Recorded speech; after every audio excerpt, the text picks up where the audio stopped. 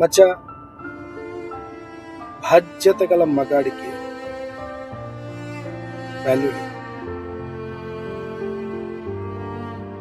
తల్లిదండ్రి కోసం, భార్యా బిడ్డల కోసం, దేశాన్ని, పుట్టిన ఊరిని అందరినీ విడిచి బయటికి వెళ్తాం. వాళ్ళకేమవుతుందిరా అంటే మన కష్టం కనిపించదు. నువ్వు మాకు అది చేయలా, ఇది చేయలా, అది పెట్లా, ఇది పెట్లా, ఇంతే.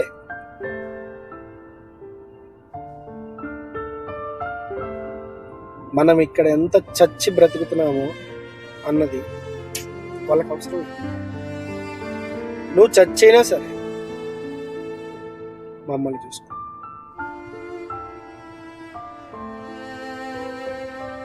మగాడి జీవితం అంటేనే కుక్క కంటే